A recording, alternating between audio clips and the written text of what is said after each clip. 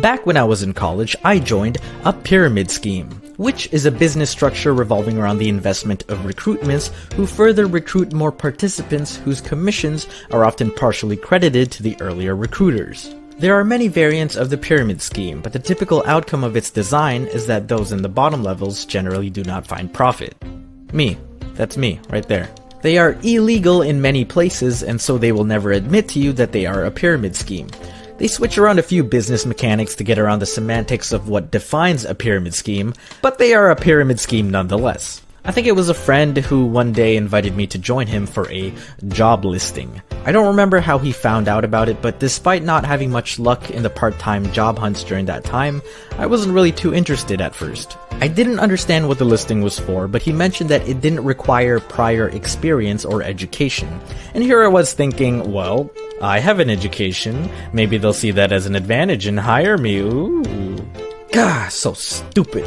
Keep in mind, I was naive to this sort of thing at the time and didn't understand the concept of pyramid schemes yet.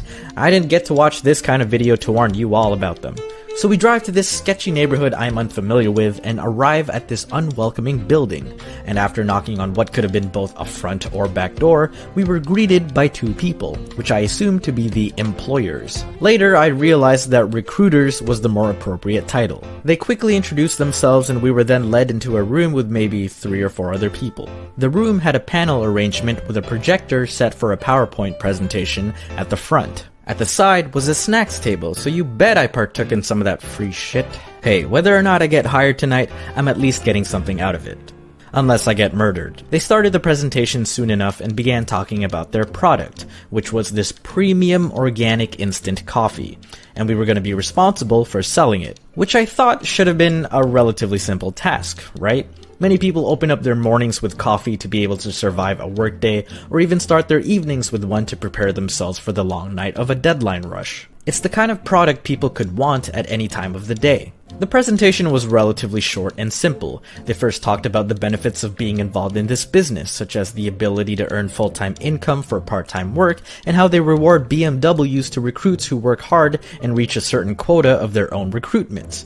I don't know what it is about these pyramid schemes, but for some reason they always offer a nice car that you realistically will not be able to earn. They also mention a lot of company vacations and benefits that you'll be able to indulge in, all for selling some coffee. And it all depends on how hard you want to work.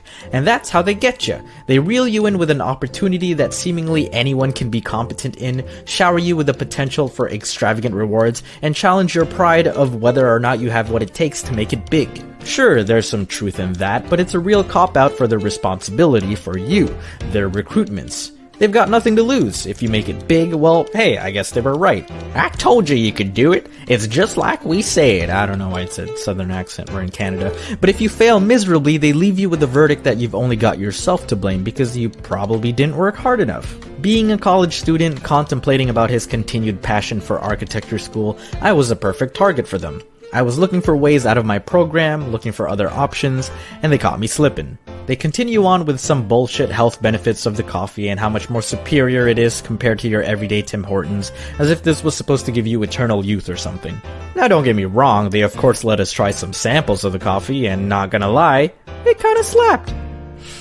But you know, maybe drinking a product from strangers in a sketchy house should have called for more caution, because they could have been a cult for all I knew, and I probably just drank the ashes of one of their leaders so they could be reincarnated inside of me.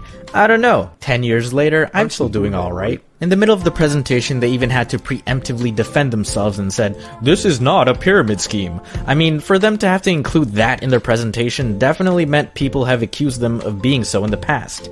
Red flag missed. Gah, so stupid. After the presentation, I went up to one of them to have a bit of a chat, because when he introduced himself, he mentioned that he was previously an architect. Oh snap, hey, I'm in architecture school, what's up? I asked him about his experience with being an architect, where he studied, and what made him decide to leave that career path and choose this instead. I was given a pretty dismissive answer, as if he was trying to dodge the topic and only wanted to talk about the coffee and my interest in it. Oh, okay, maybe one of the buildings he designed fell and doesn't want to talk about it. Were you even an architect, you scheming son of a bitch? Okay, so here's how the scam works. You first have to buy the coffee inventory from your recruiter.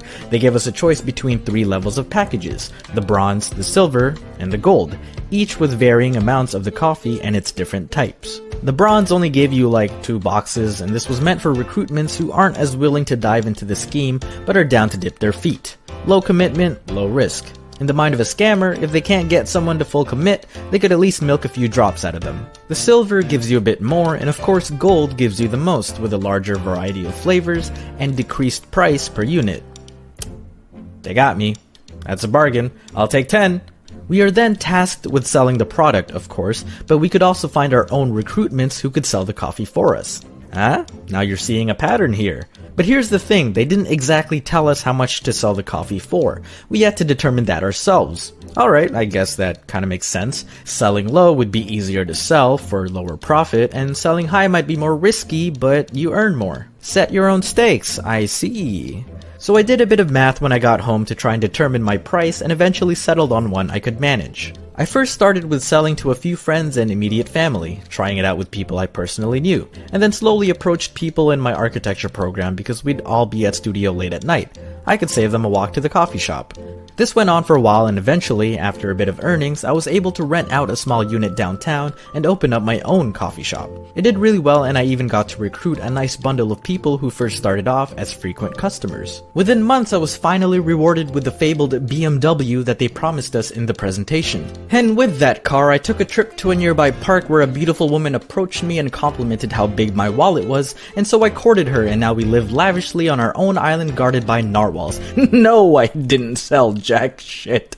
My mother and 2 of my friends bought a pack, and then I realized I had 0 marketing skills because I was awkward when approaching people, and so I was stuck with an actual pyramid scheme of boxes of coffee that I couldn't sell, and the only consolation I had was that I at least liked drinking it because it did low-key slap, and now the only people who actually benefited from this were my recruit. Oh, that's how the scheme works. The presentation by the schemers really knew how to boost your ego and hyperbolize your potential to make it big.